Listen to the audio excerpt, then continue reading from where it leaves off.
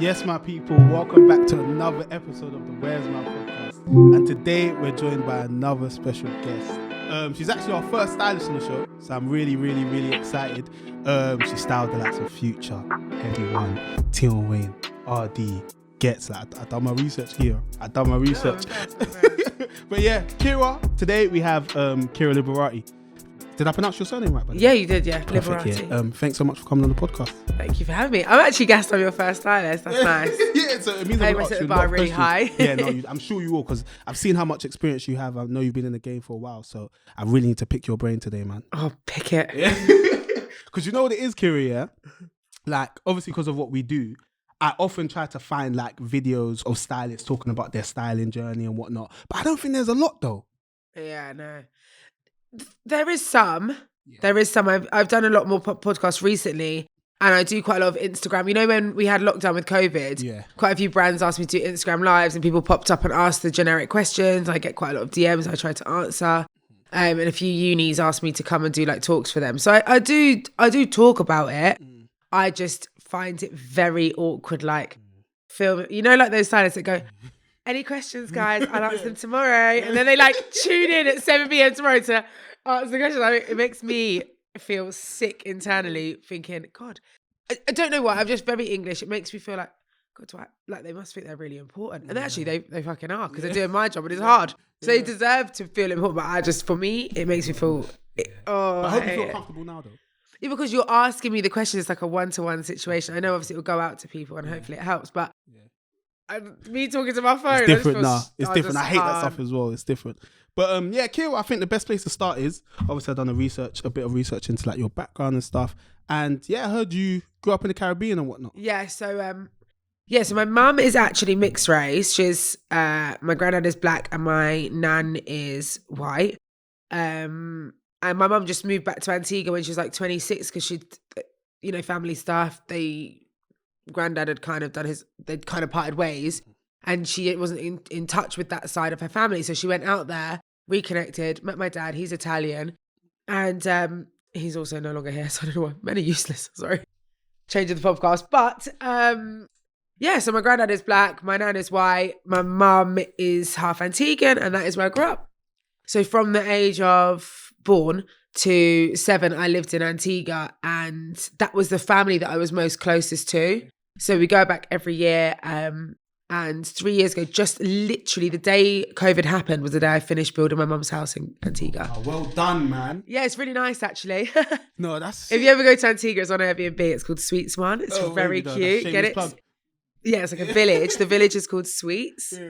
And I thought, Sweet One. Do you get it?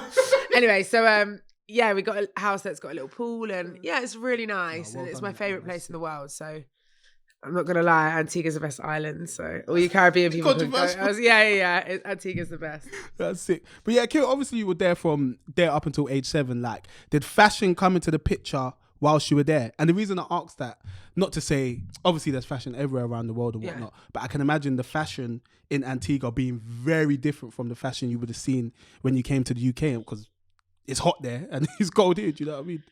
Yeah, do you know what? Obviously I was quite little, so I guess I wasn't really studying people's outfits that much. I just remember that my mum, we didn't have very much money, so my nan was a court dressmaker and taught my mum how to sew. So my mum was actually really good at sewing. So my baby pictures are quite hilarious because they're like me, this little white blonde hair, because I was blonde, obviously the sun, and I was like blonde, small, really white. And I'm wearing like these really colourful outfits that my mum's hand sewed. So my I don't know if they're my strongest looks. It's giving Fresh Prince of Bel-Air. But it was lit them times though. I probably look lit. Like, I'll have to find you a picture because it's memorable. But my mum was always stylish. There's a lady in Antigua called Noreen. She literally must be 100 or something now. She's like famous, right? Dark skin, beautiful lady, just carries herself like a queen. And she has a shop in our town, and it was like the bougiest shop there. And my mum used to model for her because my mum was like super light skin, like freckles, green eyes, big afro, so slim when she was in Antigua. So yeah, my mum did fashion shows actually. Little local fashion shows in Antigua, it's a very small place. Every week. So yeah, I think maybe it's just instilled in me from that. And then when we moved to England, my mum worked for BA for years, and like I said, we didn't really have a lot of money. But one thing my mum could always do is steal the magazines off the plane. So I always had Vogue, Harper's Bazaar and Tatler, which are obviously super high end. Yeah. And I kind of just engulfed myself on my free magazines, and I knew every brand in that season, that collection. I don't anymore. But when I was little, that was I loved it. From 9, I was drawing fashion illustrations. Yeah. That's crazy. From that young? Yeah, I've got the books at home. They're hilarious. My women are so ugly looking.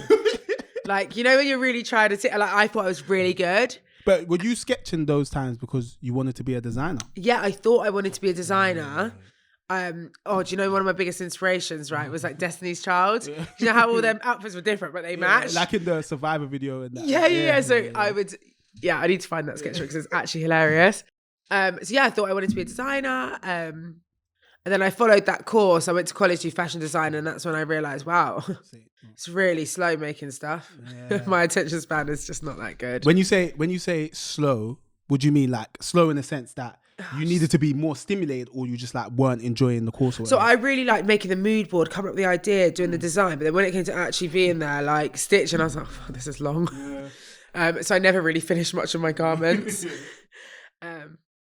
So yeah, that's how I started the styling route, because it was like, I guess it's a quicker turnaround on making the product. You still can create a look, but you pull from loads of different places to create an overall look. Yeah. I want to backtrack a bit, Kiera, yeah? So when you first moved to the UK, obviously, you cared about fashion. I know you were still young, so you may not have been cognizant of everything that was going on. And I was also very much a tomboy, so it was like... Oh, for real? Yeah. So how were you dressing then? Well, I can't really remember when. Well, I know that my mum used to, because... when we moved to England, she was cabin crew. So I know she used to buy me a lot of stuff in the outlets in America, because obviously the money difference was way like loads back then. And also she couldn't really afford to dress me nice with stuff here because she's a single parent, and you know, it's just hard, isn't it? Like, so she'd get me loads of, I always remember like loving Tommy Hilfiger, and I'd wear like Tommy jeans, Tommy zip up, Tommy t-shirt. I had red suede Tommy Hilfiger trainers that I wore down because I thought I could run fast in them. I wore them down so much, and I cried when those trainers were over for me. So I pretty much maybe look like, if you think of older Leah pictures in the Tommy look, that's probably how I looked from the age of like 8 till maybe like 10, 11. And then at 11, I decided I was a goth. You went through a goth phase? Oh, yeah. I don't know. Nobody knows that. I don't think I actually told him. Shock on my face. Yeah, but I didn't like goth music. I just the look. What did you like about it? I don't bloody know. I was 11. I was just an emo. I don't know. I just had this like real harsh bob. I need to find these pictures. This is bringing back so many memories. And this stripy like tight top and these black long trousers. And then you know the platforms, black. Stomping man out, I'm telling you. Yes, that was my goth phase. Then I thought I was a skate. Yeah, I really transitioned a lot. I think that probably plays into why you're a stylist though, because you were like versatile. Characters, it was like that. Because I remember one of my friends, Justin, he's actually one of the best graphic designers I know. He's like junior art director, like Dazed and Confused. He's sick. I actually don't know if he's there anymore, so don't check that one, but he was. But he was a skater, and he was like giving like Lupe Fiasco kind of vibes, right? And he went to a grammar school. He's the only black boy in our area to go to a grammar school. So like he's like my brother, right, on my back road. He was a skater. So then I thought, I need like wide legs, I need like chains, I need a skateboard, can't skateboard. I had the skate look because I thought that's he crazy, was because that's cool. the drip that's really in fashion now though, when you think about it. Oh, see, trendsetter. Yeah, I've always kind of switched it up just with I think it's like how I'm feeling, I guess. It's like, yeah, it's crazy, isn't it, when you look back at your... I think what I like hearing about this is the fact that you didn't feel restricted, in the sense that when you're younger, there's always like pressure to kind of fit in and whatnot. No, my mum was so cool, because obviously it was just me and my mum. She always said to me, like, this is one thing that I really loved my mum for. She always just said, like, whatever you want to do, because you'll A, work harder because you love it and enjoy it, and B, you won't feel like you're working.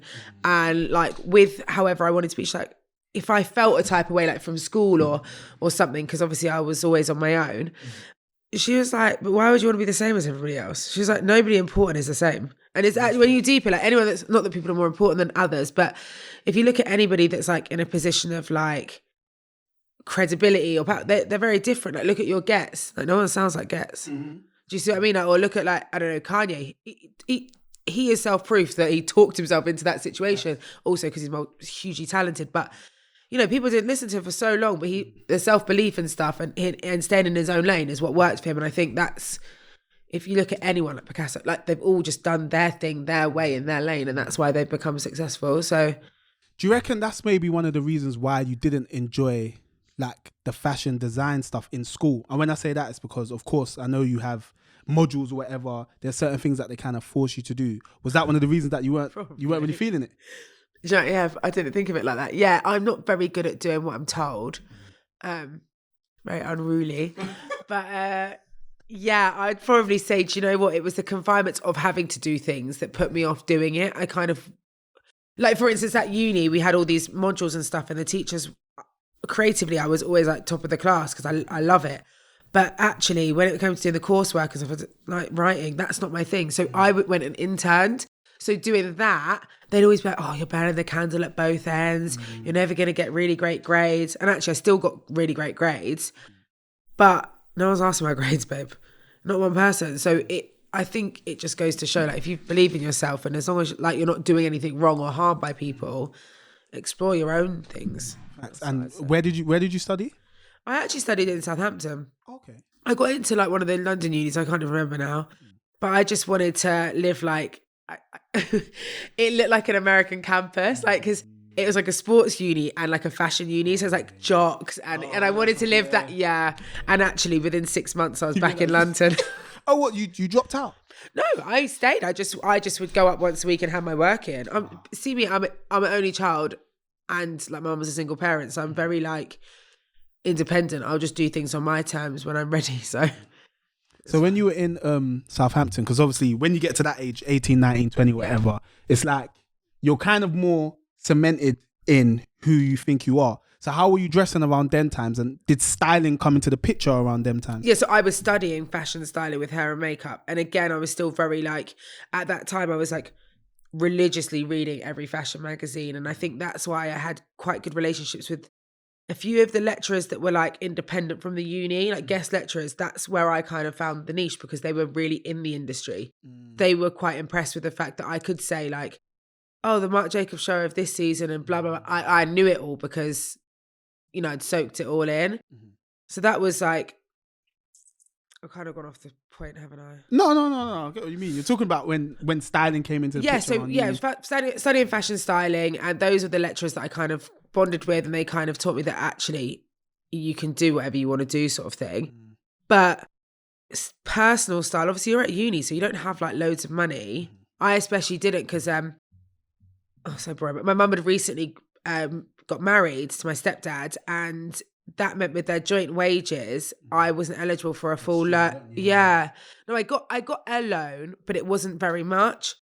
And obviously he was not my dad, so it's not his job to provide for me. And my mum still very much had to provide for, like, she bought her house off the council, go mum. So she was dealing with her stuff. So I had to work 2 jobs to put myself through uni. So money was just, like, super strapped. No, you was working 2 jobs whilst you were at uni? And Summers and Zara. Very different. Anyway, so money wasn't a thing that I really had. So I actually wore loads of, like, vintage stuff. And that was when vintage became really, really popular. But the outfits now, looking back, were really bad. What do you like? Do you cringe when you look at them? Yeah, it was like skinny jeans with, like, ankle boots. When tops from ankle boots was a thing. And then these really oversized boxy blazers. And the thing is with me, I'm quite curvy. So if you don't go in at the waist, I just look like a big square. So yeah, it wasn't, not my proudest moments, but I was really great and got really good grades. Kiera, you mentioned something interesting as well. Yeah, you was talking about how the fact that you were reading, like, the magazines and whatnot, like, away from your course and whatever, and that kind of endeared you to, like, the guest lectures and whatnot. Do you think it's important for stylists now to still do stuff like that, like buy these Vogues and buy these sort of publications and, like, do what you were doing? I don't think you necessarily need to buy them anymore because you can literally go on Vogue.com and it will give you a breakdown of the runway shows and you can flick through and that's free.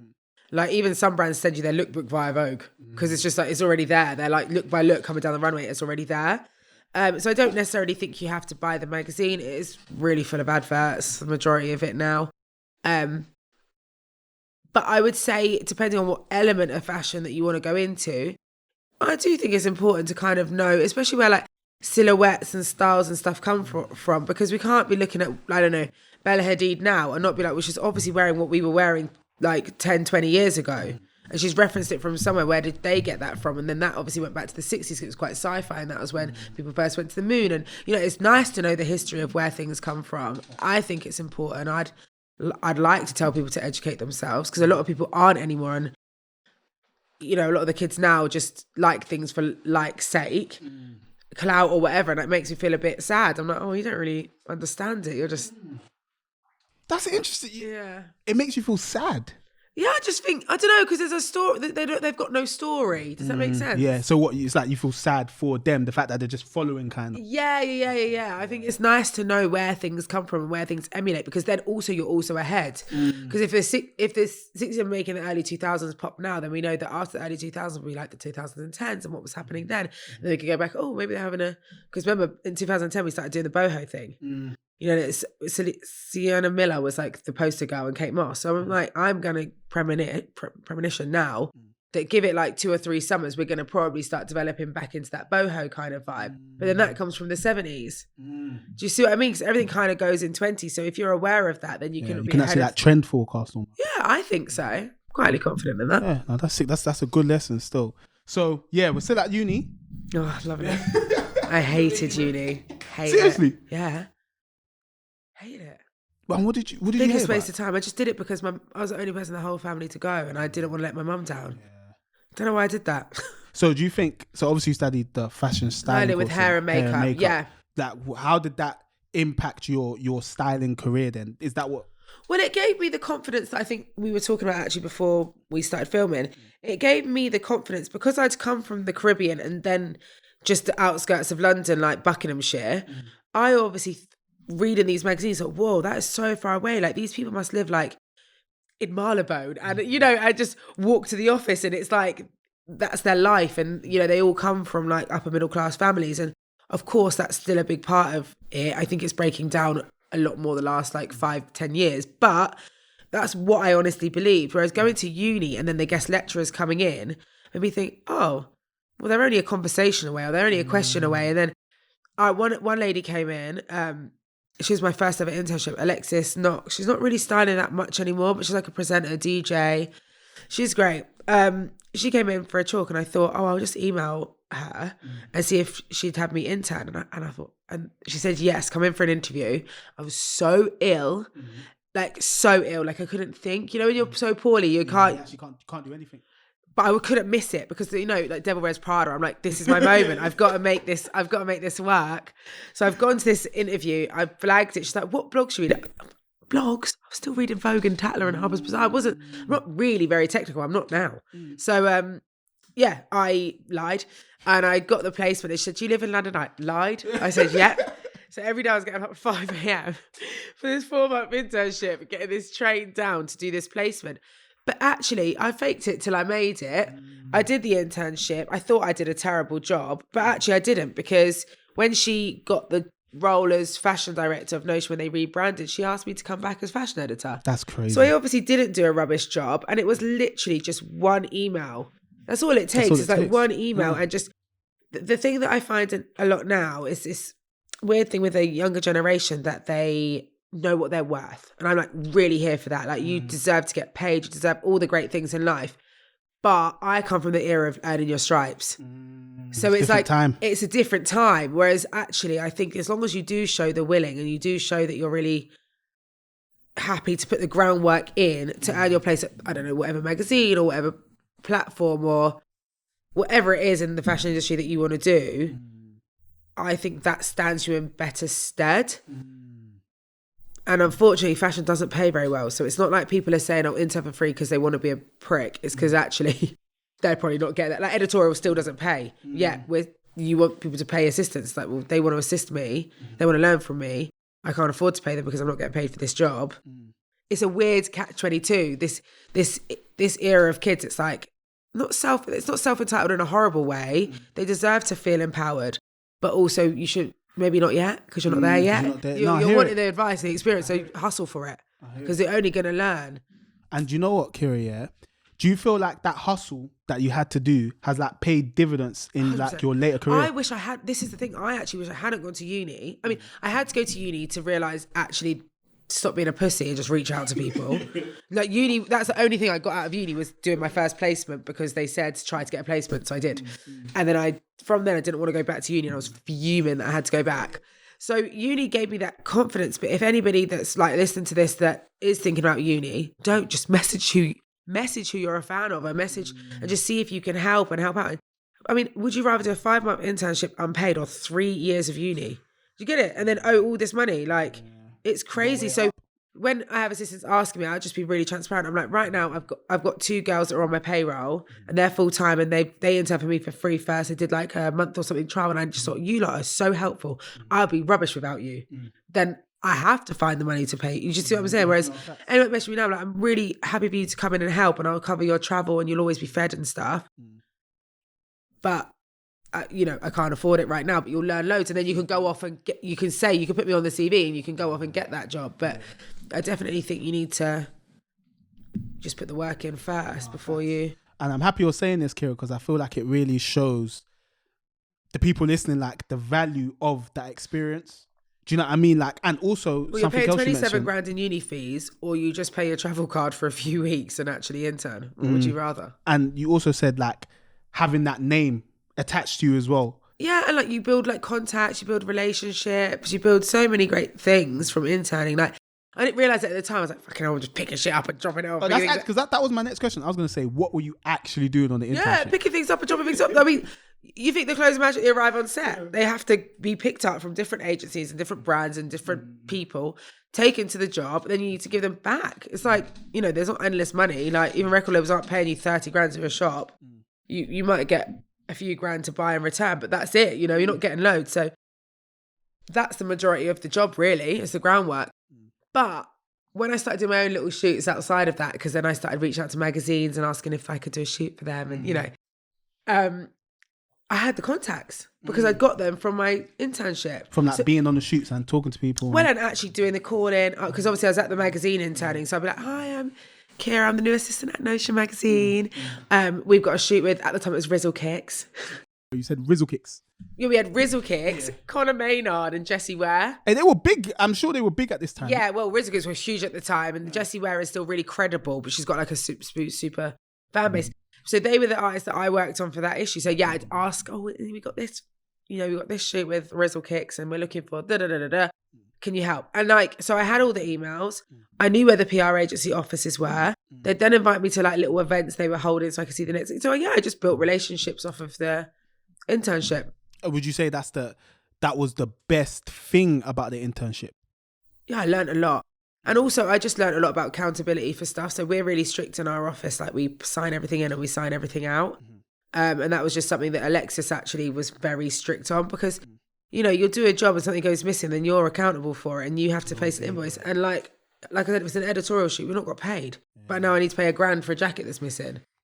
So yeah, fashion's not all fun. Because from the outside, sometimes it can seem like that. Do you know what I mean? I feel like, not to say especially for stylists, because I'm not a stylist myself, so let me not speak for stylists, but I feel like in the generation we're in now, particularly like the Instagram era, the picture that gets uploaded or the video that gets uploaded is the perfect outcome of everything. Do you know what I mean? Right. So like say I put something on my Instagram and it's like a picture of Hedy and it's like a scene from that shoot. That shoot would have taken like 4 days to prep, numerous phone calls. He's not sample size. So we'd have to have gone shopping as well. Then it'll be on the shoot. It'll be an 18-hour day. Like that picture's the smallest snippet of that. I wouldn't know that. Yeah. It's long. You have to really, for me, it's not even really about clothes anymore. It's about, I like the brief and I like the theme and making sure that we execute that really well. And I also really want my artists to look amazing and feel great. And like for me, that's more my thing now. It's not really, when I was younger and I was only fashion and not so music orientated, it was always about like the trends and stuff like that. I'm not really trend led now. I'm more like, I try to do it on the actual concept and there be a bit more of a story behind it. And I suppose that what you've achieved has enabled you to be like that in a sense. Yeah, I could have totally not gone back to Notion because Notion's a music publication. I just kept doing editorial, and I might have gone in a totally different direction where I ended up doing loads of like modelly sort of jobs with models and editorial shoots and stuff like that, and being at every front row of Fashion Week. I still do Fashion Week with a lot with my artists, but unless I'm going with them, I don't care. I'm 12 years in, mate. I don't care. I know you're not paying me to sit there, so why am I coming? You know what I find crazy about that, Kiera? The fact that you were saying when you were younger, you were reading these magazines. And now I've done it. I'm like, blah. Yeah, now you can actually go to all of them. Like, you actually don't want to go. No, do you know what? I'll be honest. Okay, so my friends always laugh at me because they always say, you go to Paris for the parties and a side of fashion, because I do. Like, Paris is so fun. So my favourite, Men's Fashion Week, June, Paris, is the best. But I'll tend to just pick and choose. So I'll do like the bigger shows that I really can't wait, or any new designers that I think are really sick. I'm not going to... You've got to remember, it's a whole day of like, I don't know, from like minimum 3 shows to like 12 shows. I'll more go 3 to 5 shows and enjoy myself around Paris. That's just how I take it now, because it isn't a job. Everybody's like out there like wanting to get papped. I actually really don't. So like, yeah, the pressure doesn't equate to the fun for me anymore. That's good to hear, you know. So yeah, Kiera, like, so when did you start kind of styling for yourself then? Because right now we've interned at Notion. Yeah, so while I was at Notion, at the weekends, I would try and do my own little test shoots and stuff with like new other creators that I knew. And actually, because at uni, I was still in my second year, loads of the third years found out that I just sort of was like the best. So it's like, I messaged me like, oh, can you help us with our uni shoot? I was like, oh, okay. So I actually did. I met really good friends during that. And then there was this site called like Model Mayhem, which honestly, it's trash. It's terrible, but at the time, you had to filter. Obviously, there's a lot of bad stuff on there. But I guess it's a bit like Plenty of Fish. A lot of terrible things on there. And every now and then there'll be a shark. Do you know what I mean? So it was a bit like that. And I made friends with this girl called Lauren. She's going to kill me. But she messaged me and asked me to do a shoot for this artist called Ghetto. And obviously, Ghetto. Sounds familiar. Yeah. And I am a grind fan. So I was like, what? She's like, there's not really a big budget. I think it was like 100 quid. It was useless. I mean, wait, 100 quid to spend on what though? 100 quid, that was my rate. That was my rate for the... Oh, as in you would get... I get 100 quid. Oh, okay, cool. Yeah, I mean, I still had to find the clothes for free. Yeah. But I was like, yeah, I'll do it. And then, it's actually crazy because Lauren's gone on to then head up GRM with Posty. She's now left and started her own label. So she's like a big And that is crazy. Lauren is a big fucking boss. She's always had big dick energy. She's amazing. She's like a huge inspiration of mine. I actually really need to go for a glass of wine with her. She's incredible. But it was like, Lauren. I've said this now, she'll laugh. But we went to off the back of that, we actually went to the Mobos together. Like, that was my first ever Mobos when Ghetts performed years ago. And then he's obviously performed more recently and stuff. But Kiera, sorry. So the Ghetts shoot has happened, right? That happened ages ago. Yes, that happened while I was at uni. I mean, whilst we're having this conversation, like, because you kind of like scrubbed over it. I want to know, like, what was it like? Because this was your first proper shoot yourself, innit? Well, no. So I'd done loads of shoots before, like with models and stuff. But I guess on my first artist shoot, I suppose, because I've been at Notion and I'd been around artists before, I kind of knew how to move. I acted as if how I'd been taught to be. So I just got my rail ready. I was really professional. I'd like overpulled. He was like really impressed. I told him a few modelling techniques. He'll agree that he still does it to this day, the tips I taught him. And we just had such a great day. Obviously he's like one of my closest boy mates now. Like he's actually like a good friend of mine now. But at the time I was a fan, but not enough. I'm not really one for like getting awestruck. I just think he's incredible at his job. Yeah. And I also just think as a person, he is a phenomenal person. Like, he's an amazing, like, everything. Like, amazing artist, talent, dad, parent, brother. Like, he's a real family man, and he's somebody that I would actually really like. He's the epitome of like black excellence in my eyes. He's somebody like that should get a lot more. He needs the cover of GQ, is what I'm saying. But he's great, and yeah, from then on, obviously that was an instant hit. Lauren went on to be absolutely phenomenal. I did my thing. We've always sort of stayed. It's only the last few years when she started the label. I've not seen her at that much, but yeah, we just sort of went our own way. And then I got Krept and Conan. Okay. Was this when they were kind of at their height? Like, was it like So Freak that of the was Week times? No, it was just before. It was Play Dirty. It was a merch shoot for Play Dirty. Okay. Yeah, so again, the lady that booked me for this job, I'm still quite close to now, and she's actually really high up at one of the labels, and she's just very good at her job. But she must have been quite junior at the time. Now I'm thinking about it. In my eyes, she wasn't, because she booked me, so she is still my boss. She's technically still my boss now. When she hires me, obviously. But yeah, so we did this shoot. I was under the impression it was like they were just wearing some t-shirts and I needed accessories. Got there and it was like 32 looks in total we had to do. Some with the talent, some on these random models, all these shots.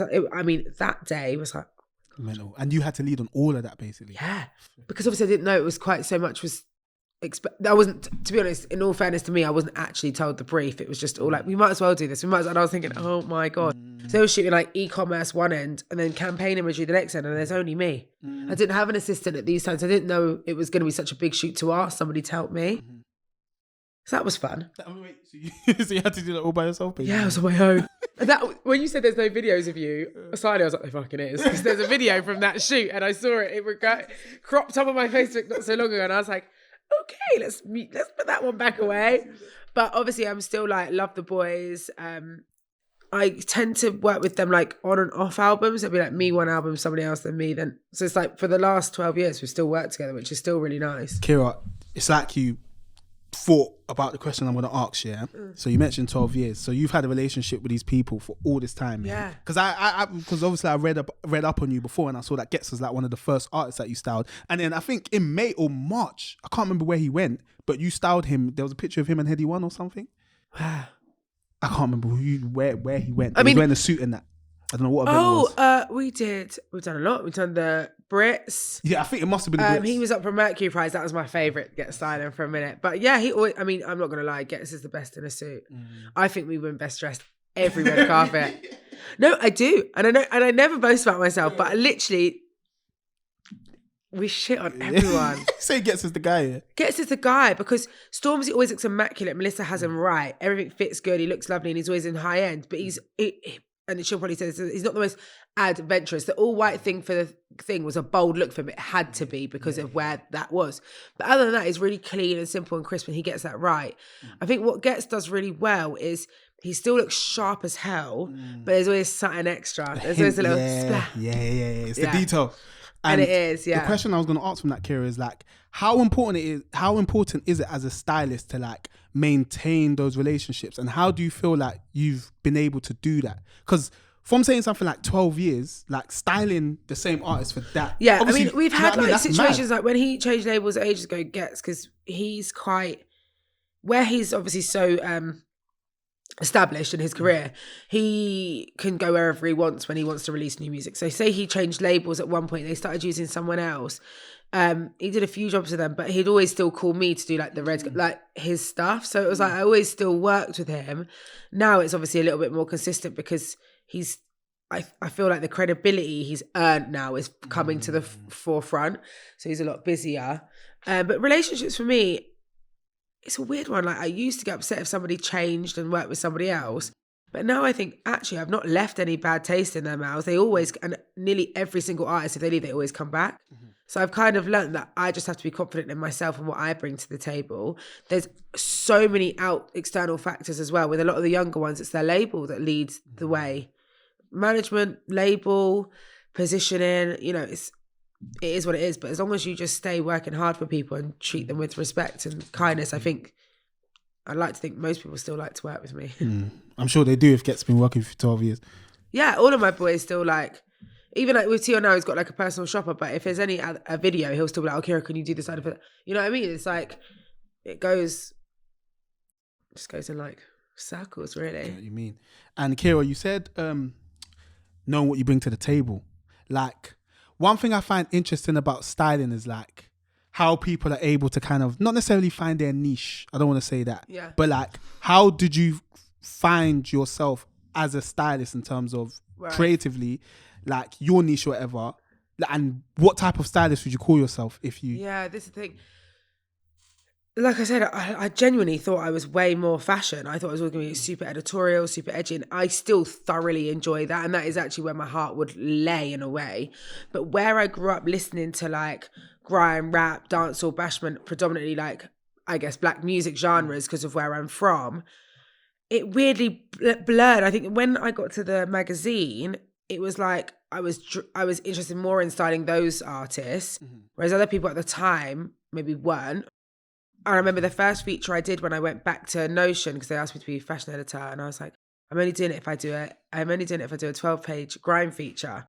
And it was like 3 months before ID went and did the same fucking feature, and I was fuming because even though Notion's a big magazine, that was my first thing I'd done. It was a big thing for me, and then they went and did it way bigger. But anyway, I did do that. And I think that's what kind of cemented it for me, that maybe the UK men's rap, grime, that scene is probably going to be my domain. But I actually really like style. Like this week coming, I've got like a pop duo, 2 sick white guys, like really crazy. Yeah, I'm looking forward to that, called Push Baby. Obviously I've got Ardee, still in the rap game, but he's obviously not black. Obviously, I mean. So I think urban music is probably where I've fallen, and more on the men's side, but I actually genuinely really enjoy doing women. It's like 70-30. So like the question I was gonna ask, because as I said, you're like the first stylist that we've had on the podcast, like what goes into the ideation of an outfit? Like, do you have steps in your head that are like, cool, I have to think like this, because you know how some people say you always start with the trainers or whatever, the shoes. Okay, so how does Kiera start? What's Kiera's styling journey? Well, it just depends. If it's like a music video, there's always a bit of a brief. Okay. So like, let's think of a brief. Okay, Tion is going to Trinidad and Tobago to shoot a video at Carnival. So I'm like, right, it wants to be bright, it wants to be colourful, it's hot as hell. And then it still needs to be Tionish, so we're going to incorporate some drip. That's kind of how I think. So then I'll start looking at really nice 2 pieces and bright pieces, and I'll do a call in and get all of those sent over to the office. Then I'll look at what's got sent, what I feel like we're missing. Then I'll fill in the gaps, and I kind of work like that. And then I'll get him like 6 to 8 options that I'm really confident with, and then he'll then try them all on, and then we'll pick. So it's like quite a lot of stages. Also, we don't know how much the budget is and blah, blah, blah. So we need to know all of that. Sounds like there's a bit. Has there ever been occurrences where you've picked out all the fits and somebody's been like, nah, I don't want none of them? You know them difficult clients? Not really. I always try to overpull. I have people that are a little bit more difficult than others sometimes, especially like first time you work with people, it's a bit nerve-wracking because you don't know them. They send a brief and it's not actually what they want. I've had like one job where somebody told me that somebody was a medium and I got there an extra large. We made it work, but you know, you're like, oh God, like I put 6 suitcases of stuff and only 2 or 3 bits of fitting. But that's not on me. I'm like, oh. Just comes with the job. Also, like bad manager, like why does he not know your sizes? yeah, they should know, innit? So yeah, there's been like odd moments, but no, I've never had anyone be like, I'm not wearing anything. And Kiera, so yeah, this is another question I have that's about styling as a thing, quote unquote. Like, what makes a good stylist, or like what separates the average stylist from like the great stylist? Do you know, that's a really hard one. I used to think being able to follow like a brief made you a really good stylist, because the idea is you can style any situation, you know, like you can really fulfill somebody's brief. But now, as I'm getting older, and obviously there's some stylists that I know are just really good at certain things, but they're also really good. So it's like, it's a hard one. It's like, I think you either go one of 2 ways. You either be really great at fulfilling briefs and getting jobs done and just doing it to a real high standard and effectiveness and like go above and beyond. Like, don't just turn up with 2 options, have 8 options or 12 options or rails of options, you know, like always go above and beyond. Or you be that stylist that, okay, you're not for everyone, but you're really good at women's elaborate outerwear. I don't know, whatever their thing is. Really niche thing. Yeah. Because there's like stylists like Aisha. I can not pronounce her name. She's gonna. God, that's really bad. She's amazing, but she does coffee, and she's very much like down that like nice Levi's crisp 2 pieces and like Clarks, and that's her look. Very much our coffee dresses. She's very similar to that, but she's the sort of person that I'd go to if I had like a similar artist, you know, like I know that is what she's going to create and she'll do it really the best. Do you know what I mean? So yeah, I think there's some sites that have such a niche, but like if you have an artist that you want to look that vibe, you're going to go straight to them. It'd be stupid not to. Makes sense. So obviously you've been going through your fashion journey and that, so you styled all these different artists and whatnot. So when did you like open your own studio? I left Notion after being there for a while. My boss left and I got the position of fashion director. So I was there for about 3 years, and it was just a case of like outgrowing that situation where like at first they were bringing me artists like, you know, like Haas and Zara Larsson and all this great stuff, and I was just killing it with like, me and Haas had like 2 sick campaigns, like it was great. And then it was like I was so busy with the freelance stuff and the magazine never actually paid me, so it was like, yeah, like that. But that's normal. But that's quite normal. So who pays you then? Well, I was making money from my own jobs. And my own jobs at the time, I had a lot of stuff coming in from Adidas. My friend Minnie was at Adidas at the time, and we were working with such sick talent like Fredo, Suspect. That was really like my favourite sort of time. And then obviously the Husk campaign was like killing it. I had Zara Larsson, she's a big pop star. So, you know, I was really busy at the side of that. What Notion enabled me to do is have a platform, have a base, have an office, have a studio. The weekends they let me use the studio for free because I was there all the time anyway. But after a while, my own jobs just got so much and actually bigger talent than the magazine was always getting, and it was obviously paying me. I had to just be like, there's only so much of me. So then they'd get funny sometimes with the studio because a lot of my artists smoke weed, and they'd come in the studio and it would smell of weed, which I'm like, well, we're in a creative space, it's going to happen. Yeah, but in the end I just thought, do you know what, I'm just going to open my own studio and everyone bunning it down there. Well, I don't smoke, but I don't care, it doesn't bother me, you know. I'd rather you have a Magnum and bun a zoot and have a great shoot than feel like you got to leave the shoot every minute to stand outside to come. The job it's easier just to have it all there. So I left in 2018, literally in June, and I opened the studio like 10 days later. What? How did you do it? Because I was already looking for somewhere to move out of my. So when I was at Notion, I was in like a house share with like my best girlfriends, but I just kind of grown out of that situation as well. The magazine wasn't really fulfilling me. I'd kind of ticked all the boxes and I was bringing more to the table than I felt like I was getting in return. I just outgrown it. And then, so I was looking for places, and then I found this place that's like live work. So it's like upstairs like a studio and then downstairs like a flat. So I was like, do you know what? I need an office. I need to move out. Yeah, it's $1,000 more money, but I'm making okay. At that time, I'd started to make okay money. I only had one assistant at the time as well, so my outgoings weren't as much. I was like, do you know what? Yeah, do it. And then my uncle at the time was here from Antigua, so I got him sanding the floors, me and him painting, and it was, we did everything ourselves. Like we got all the equipment from like Gumtree and Free Cycle, and had to try and to make the studio work, and it has worked. So. And then over COVID, we changed from an open photography studio to do creative for brands. We did all the Clark stuff, and yeah. No, that is Kiera, that's proper sick still. I wanted to ask about something as well, because you mentioned knowing your worth. Like, I feel like from what you're saying, you kind of knew your worth in this situation when it came to leaving Notion, because you kind of done like cost benefit analysis. Do you know what I'm saying? Do you know what? It's crazy because I suppose so, yeah. But it was also more a point of like, I'd done that for 3 years. It wasn't like, I'm too good for this or the jump. I definitely learned a lot. Like, I actually still think everybody at Notion's great. Like, I'm still, because you got to remember the guy that owns it and originally owned it, I'd known from when I interned. So it's like those relationships, they don't go and you don't stop caring. And it was a bit like, you know, like any relationship, like a boyfriend, girlfriend, like even if it stops working towards the end, you try and make it work. It was like, I didn't want to leave because I didn't love Notion, the publication, or what they believed and what they were doing. It was more that it's just not serving me anymore. And I had to just take this leap. And I thought, you know what? I've done it before. I ran away to London. So this is just a new leap and I'll just try it. And I'm really lucky that it paid off. I'm not managing to save as much money as I used to when I was there, because that was very cost effective.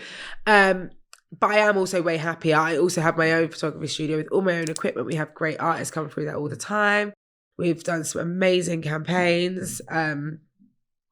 with like millions and like all these big jobs and that's just my studio doing that. Like obviously I'm styling them as well, but that's all of that is our creative. That's crazy. Like it's actually under. Yeah, it's like a 360 project all under like our studios. Yeah, so I did that for 3 years, then built the house in Antigua. That was a little side thing, and then now I guess the new project is obviously my brand. Yeah, we're gonna get onto. Yeah, that. I know. I'm thinking, don't want to tell you too early. I like how everything's kind of coming. What I've noticed with myself is after 3-4 years, I need a new thing. And okay, yeah, and explains the different ways you were dressing when you were younger, innit? Yeah. It all makes sense now, innit? But I wanted to say, you sound really brave. I'm an only child, so it's not brave. It's just you've never had anybody to answer or there's nobody you've ever had to follow. So I have to do things on my own because I don't know any other way. Yeah. And I was going to say, as a stylist, is that something you feel like you need? And I don't necessarily mean in terms of things away from the actual clothing, in terms of reaching out and whatnot, because that's kind of obvious. But I mean, that's the job. Yeah, yeah. Exactly. But I mean, in terms of like creatively, do you need to be brave to kind of push the boat out when it comes to what you try with artists? Well, this is the thing. So with, like I was saying, with certain artists, yeah, like if you get somebody that's a really fun dresser, you can push the boat out a little bit and be like bloody Ghetts with the camel toe shoes. You know what I'm talking about? No. He wore these shoes to the gala, the ones that have got the slit here. But they got a slit where in the middle of the shoe? I need to show you, yeah. And when he picked them, because I sent him a load of lists of different shoes, and I obviously didn't think he'd pick those ones, and then he did. And then they turned up, and then we had this whole thing. It was like, right, I didn't realize it was like that. And then, but they looked so good with the outfit, like so. He got GQ Best Dressed and Vogue that same week because of the outfit. So thank God he did wear the camel toe shoe. Like we had like Michael Duffer saying he was like karate man trying to karate chop him. Like it was hilarious, but. Thank God he made that extra step. But it's nice when you get those artists that just are a bit more like CK is a bit more adventurous, so we can have a bit more fun with him. It's just pushing them a little bit. Like Ardee's not the most crazy dresser, but that is not his audience. If you suddenly put him in this like wild Parsaloo-esque look, which I love Parsaloo, but if you put him in that, his audience are going to be like, what the hell? They like him in that Stone Island. They want him in Stone Island. They at the moment, they love him in Ralphie. So I've got to get... Ralph? Yeah, they love so Ralph. Ardee's bringing it back here? We're going to bring it back, yeah. I'm even thinking like Fred Perry, a bit of Burb. I think because he is that geezer fella. Yeah. That is his audience. And actually, like, why would you dismiss your whole audience? That's what people... That's the mistake that a lot of artists make. They try to break the states. They change their whole look. Babe, you've not really broken the UK yet. Do you get what? Do you know what I'm saying? You have to know what your audience and your demographic is and grow with them, and then like slightly start to elevate. But it kind of sounds like when you're a stylist, obviously you have to think of the artists as humans or whatever, but also as like characters in a sense. Yeah, like they are their own brand, and you have to like portray that like that character in a way. But also making sure that they're really happy and they love it and they feel good and stuff. So it's a weird one because you'll have the label with their opinion or have the artist and management with their opinion, and then obviously I have my own opinion, and then it's like trying to meet in the middle. But I think mostly people just want the best for the artist, so it's kind of fine. And do you feel like more often than not, the artists don't necessarily know what's best for them?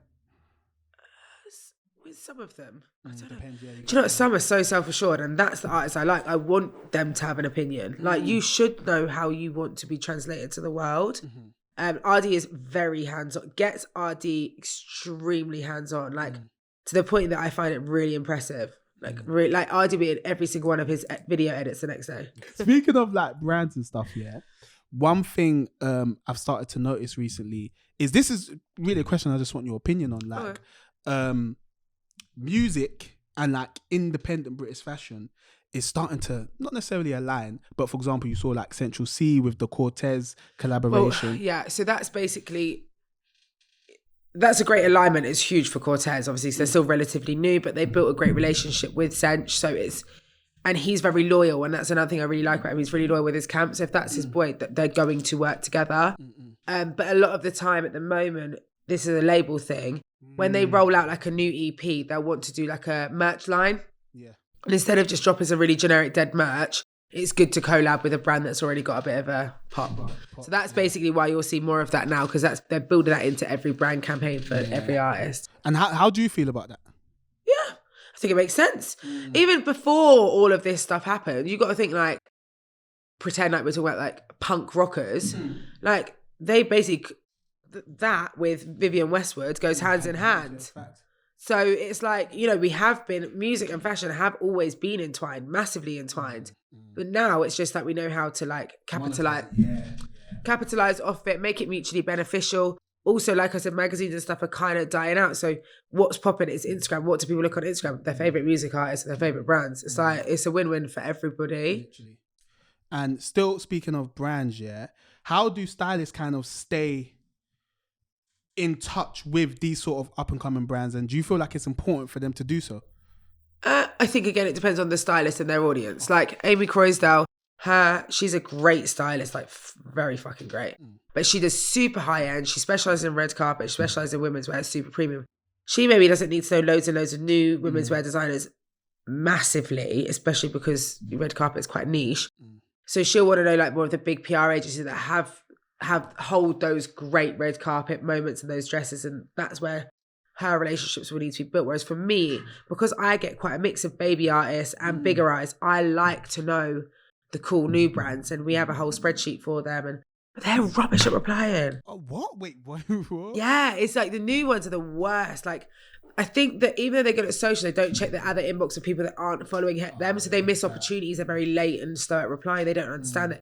If I've got a music video on Friday, I'll need the samples Wednesday, Thursday, because I can't do it without Friday. And they'll be like, oh, can I come to the shoot? You're like, no. Overall, Kiera, yeah, do you feel like these brands actually understand the value of having their clothing on particular artists? And the reason I say that is because sometimes it feels like a lot of these brands, like, they're on this, fuck it, I don't need this artist wearing my stuff. Well, that's the generation that we're having. They're like, I'm not doing that job unless I'm getting paid. Exactly. It's as a stylist, how do you... Well, it's all right. I don't care. It's up to you. It's your loss. It genuinely doesn't bother me. I'm a firm believer that each of their own. They've got their path. I've got mine. My job is to reach out and try and get really great bits for my artists to make them look great. Therefore, it's actually massively beneficial for you, because even if you don't make sales off it, I'm generating you content for free, and content costs money to create. So really and truly, it makes a load of sense to lend stuff.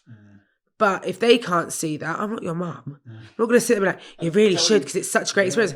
If you can't see that Ardee's got 1 million followers right now and he's selling everything out, then that's on you. You know?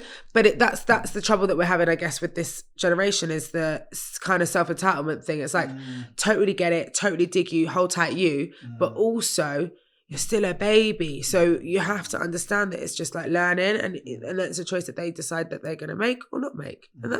And like they might pop off because they're so stush. Having that attitude might make you blow, but I wouldn't want to work with you. So, but then again, other people might want to more because they like people that treat them bad. You know, like everybody's everybody's different. Like playing hard to get really works for some people. For me, I just feel like, oh God, gross. I'll keep it moving. I'll find another brand that looks way better than you. That's my energy. But everybody's different, and I think we should, like I said, each of their own. It doesn't upset me. I just think, okay, never mind. Thank you so much, and I just keep it moving. It's water off a duck's back. So, Kiera, I think now is a good time to speak about your brand. And first of all, congratulations on launching that, because you sound so busy. So when you, when I saw that you had launched this and stuff, yeah, I was thinking, where has Kiera found the time to do this? Well, I hadn't really. So. Basically what happened was, from a child, I always thought I was going to have a fashion line. Then obviously I didn't think that, and I thought I'm just going to be a stylist. I started the studio. That was really great, because I like coming up with the overall creative and stuff. So that's why I liked the studio. And then over lockdown, I was actually really busy, because a lot of my artists are rappers and stuff. They weren't really too bothered about a national pandemic. They were like, we've still got music to put out. So I was styling like, what's it called when you're sending the stuff virtual, you know, like, I was like getting everything sent over and putting the outfits together beforehand. So I was still quite busy, which was great. I was really lucky, because a lot of people were so stressed with work. So I have to like, thank God, because I was fine. But I kept thinking about coming out the other side and like, oh my God, I don't want to go back to wearing jeans. I don't want to go back to having to wear like uncomfortable clothes day in, day out. So I just came up with the idea that if we had like a collection of 3 different colour palettes, a little bit like your Skims or your like Yeezy vibe, not necessarily the same colours, but in the terms of everything's like interchangeable, it takes the stress out of your wardrobe because everything matches and you shop the colour that you like. And then I just kept on thinking about shapes and silhouettes that could take you from like chilling in the day or like work to like stepping out in the evening to a bar or coming off of a plane and ending up by the pool and everything just being transitional. And then TikTok obviously was a huge thing. And then I was looking at transitions and I was like, oh my God, I love watching these. Anyway, so accumulation of all these things made me think, do you know what, maybe I should start a brand. And Ardee's manager said to me, you should start a brand, you know. What, as in he didn't know that you were planning? No, well, I wasn't really. I just in my head, my imagination is always like doing a lot. And then I'd gone out with H's manager and he said the same week, do you know what, you should honestly think about starting a brand. If you started a brand, I'd go in on it with you. And I thought, all right, cool. I'll do it because you got way more money than me.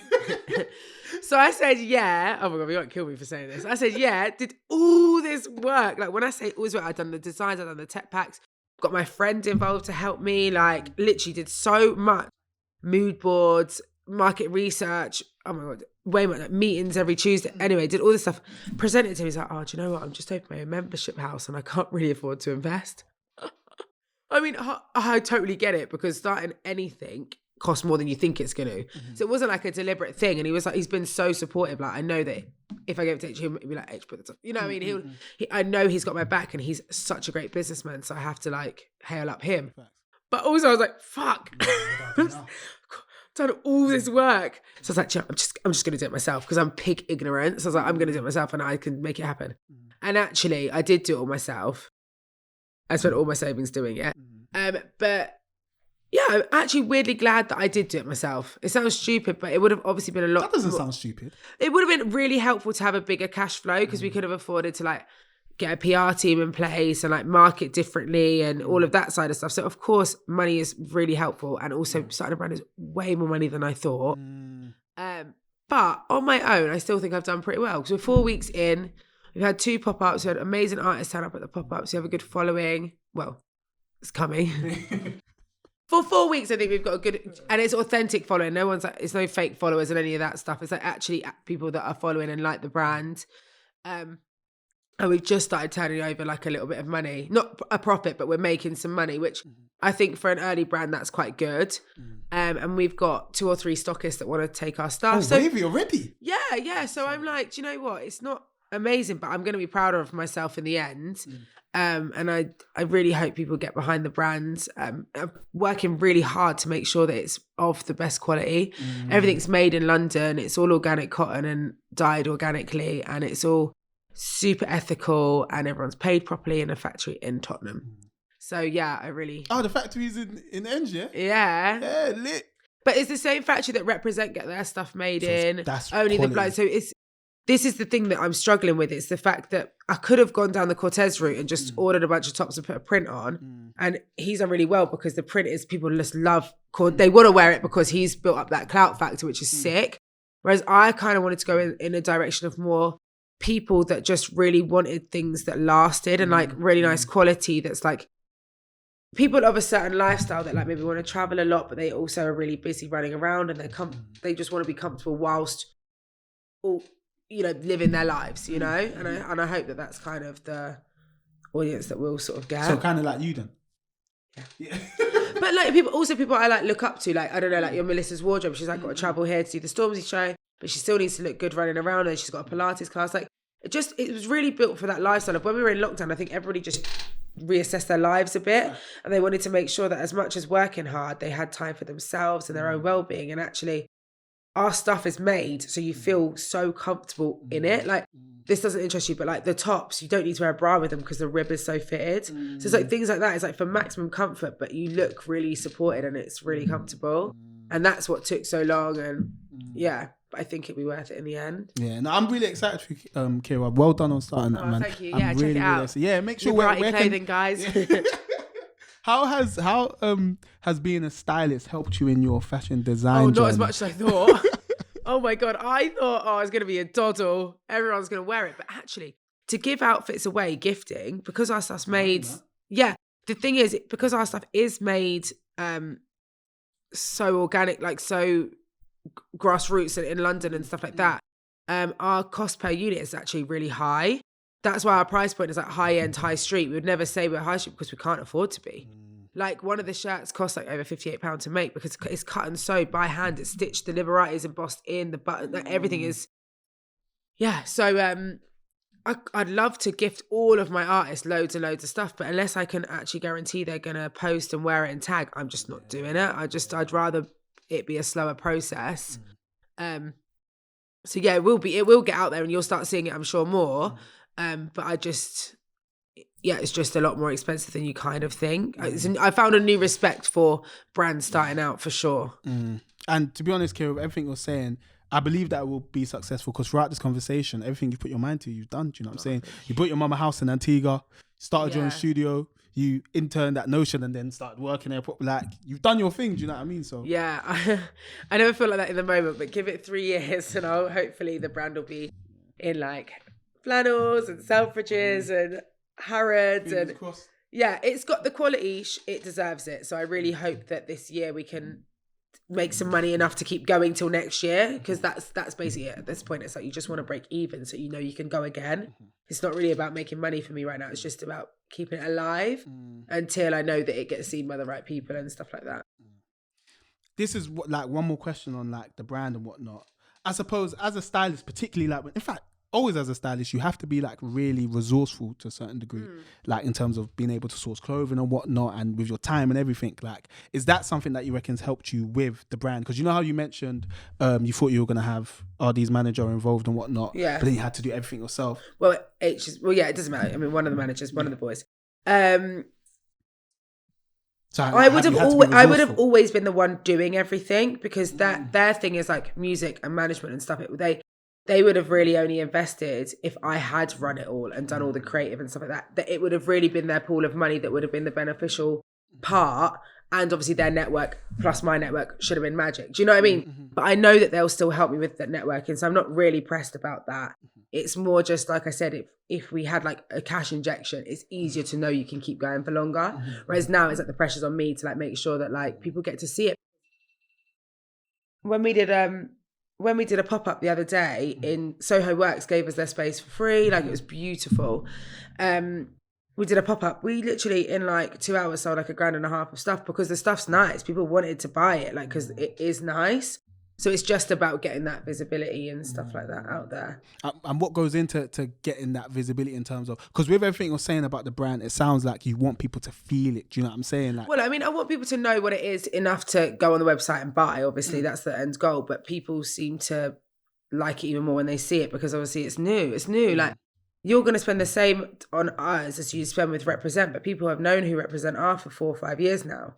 We just got to earn that. Like, and I'm not worried about earning that. You have to earn your stripes. You've been saying that for the whole convo. Yeah, so it doesn't bother me that I have to. It's more like, the thing that I find easy and the bit that I enjoy the best is like, for instance, on Monday we're shooting this spring summer swimwear, kind of the shorts and shirts, and like we've got really nice bucket hats, like very much like the Jacquemus hats coming out. I can do all of that with my eyes closed. Like, they cost the money in the sense of you've got to book the models, pay the models and hire backdrops and stuff, but I have a lot of friends that are helping me out, so the models are a better price than normal, because I'll make sure they get really nice pictures for their books and their new faces, so I don't mind meeting in the middle there. And then like my friend is the photographer, because she's like one of my best friends and incredible.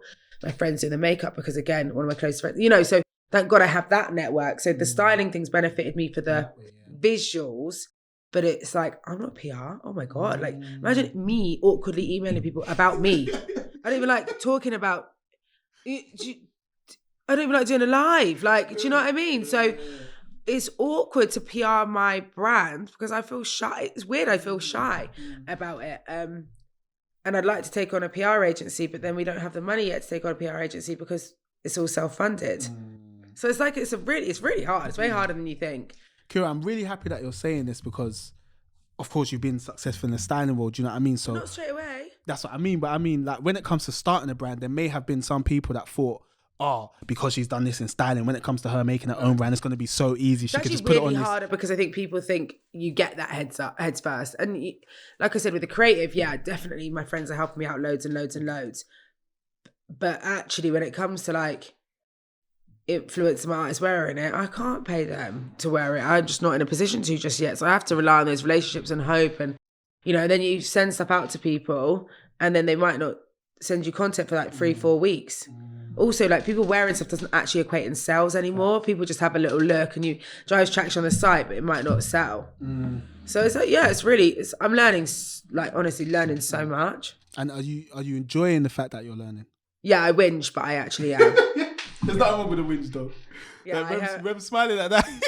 because every night I'm anxious and I'm stressed and I can't sleep, and then I get bursts of excitement when somebody messages about stocking our stuff. I get really excited, and then the next day I'm all poo-pooed because something didn't go my way, or like we got the bikinis back yesterday and they're literally nipple covers.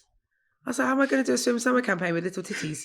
So I had to change my whole model. She had to be flat-chested, poor girl. She's beautiful though, so you know it's fine. And we're actually our size range actually caters for everybody, which I've made it super inclusive. So I'm happy about that. So it's okay that she's that small, but then because I wanted a bigger girl, but that ain't covering shit. So, you know, these things happen and it goes like this, and it's just a huge learning curve, and just riding that wave, to be honest. Yeah. All part of the journey, man. Yeah. I actually am going to do a post later on my own Instagram of all my holiday pictures wearing my own stuff, because I've been like, sorry, I'm looking at my boyfriend, but I was feeling so awkward about it all. I was like, I got a big hump because I'm not skinny enough. And you know, like just total girl things. I wasn't looking good enough in my own stuff, and it upset me. But actually, I'm wearing my own clothing brand. Like I should be Yeah, I was like, no, I'm going to do a post tonight and be like, I'm wearing my own ish. Like that's something. So even if it doesn't do well, I spent 40 grand on a brand for myself. I wear my own shit every day. No, that's lit though. Honestly, that's what a lot of us and all the listeners dream to do. Do you know what I'm saying? So big up you, Kiera, man. Honestly, Kiera, this has been an incredible conversation. I've learned so much about you. I've learned so much about styling. So thank you so much. Thank you for having me. You're welcome. That's really fun. And the way we kind of end every conversation is we just basically ask. Usually we're speaking to designers, so we'll be like, "Oh, what's your?" You could do both actually. Okay. So your first. Don't worry, it's not. I'm scared. What? It's literally just, if you could give like one piece of advice to up and coming stylists, what would it be?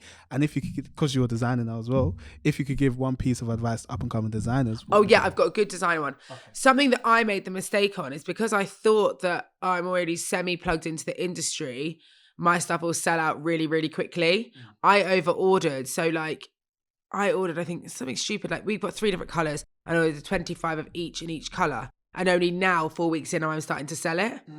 So I would actually say with new designers, when you're making a design, because of my background, I wanted to be really professional and it to look like a thorough collection. I've made 9 pieces in 3 different colours hundreds of times. And it's really hard to sell that much when you're so new. So I would say do small orders and actually just do a pre-order link, because people are way more into slow fashion now anyway. You can get away with saying that you're making it custom and then just placing smaller orders. That's probably what I would say for new designers, because I spent all of my savings on this bulk order when I could have done maybe half that order and then saved half for the spring, summer, or winter. You know, it's just a learning curve. I'm not mad at myself for it. I didn't know, and I believe in the brand, so I don't regret it, but something I would not do again. And for new stylists, I would say just, I'll be honest, I would say intern, and just make yourself indispensable, because that is when they'll find the money, because they'll need you'll become so helpful that they can take on more work, and then they can have you full time, and you'll just learn so much more than you even imagine. So try to like put your ego to the side and just head down and just be the best assistant you can be, because your time will come. Your time to shine will come. My assistant, she now like uses my studio all the time for her own shoots, and like we're like a little family, and I'm so proud of her. She did a music video yesterday, and I can't wait to see the stylist that she becomes. But she's still, when she's on job with me, she's still very much on job with me, and it's finding that balance and respect. And I honestly think don't be worried about money. Money always comes. Always, you'll find money will come to you. You just got to find something that you love and keep working at it till you're the best. That is beautiful. I started to make that the title of the episode.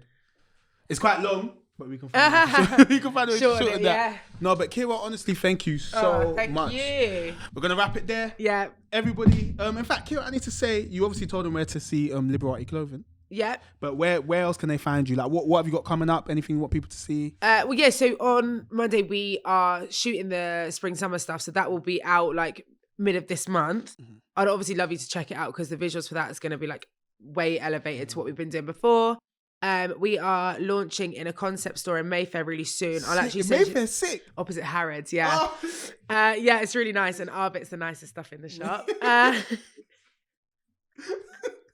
No, but I hate to say that, but it is. Actually, yeah, I wouldn't normally say that. No, only the blind stuff's in there too, and obviously they're very great. Yeah, so I will send you the details for that, and if anyone watching does have any questions and stuff, you can add to me on my personal Instagram or the clothing one, depending on what it is, and just message me. I'm not an expert on a brand yet though, so probably not the most help at that one. Perfect. Thank you so much, Kiera. And you know where to find us already. Yeah, so as I always say, keep it locked. If you ever want to take in future episodes on the go, you can also find us on Apple Music and Spotify. When you get there, please, if you don't mind, leave us a 5-star review and whatnot. It will definitely help. And yeah, as I always say, keep it locked.